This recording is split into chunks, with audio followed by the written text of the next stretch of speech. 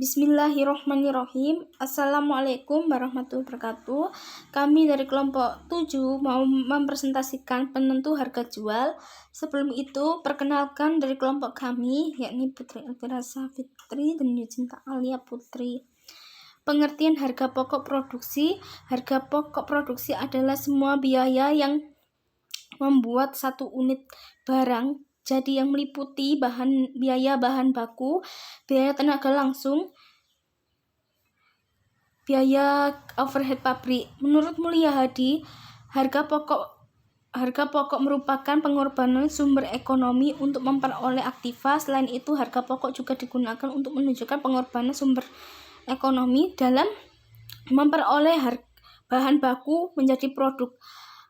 Namun karena pembuatan produk tersebut bertujuan mengubah aktiva berupa persediaan bahan baku menjadi aktiva lain atau persediaan pokok jadi, maka pengorbanan bahan baku tersebut merupakan biaya bahan baku akan membuat harga pokok produksi. Tujuan dari penghitungan harga pokok produksi, setiap perusahaan yang dilakukan penghitungan harga pokok produksi mempunyai tujuan yang ingin dicapai. Adapun tujuan yang dihitung harga pokok produk adalah: 1. Untuk memberikan bantuan guna mendekati harga-harga yang dicapai.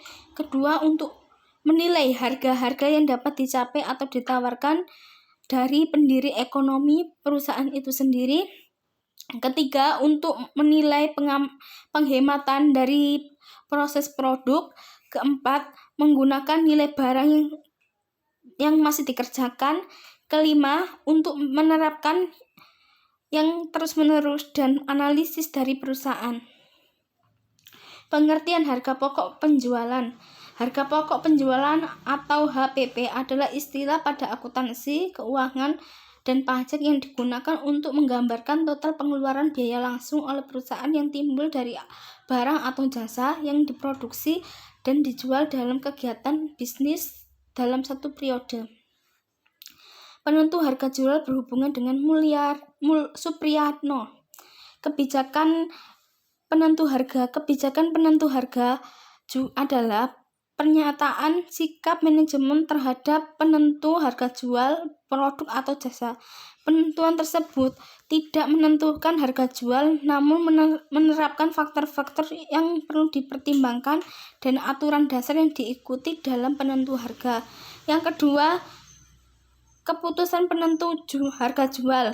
Keputusan penentu harga jual adalah penentu harga jual produk maupun jasa suatu organisasi yang umumnya dibuat untuk jangka pendek.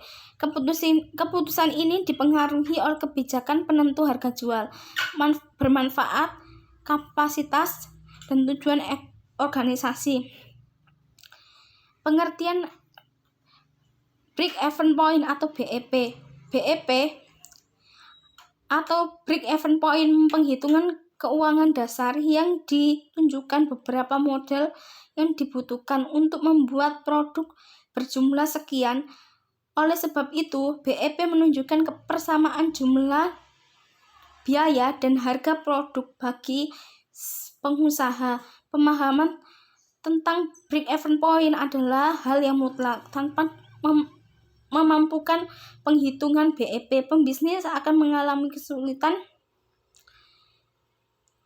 menentukan harga margin laba sampai memprediksikan kapan bisnisnya balik modal.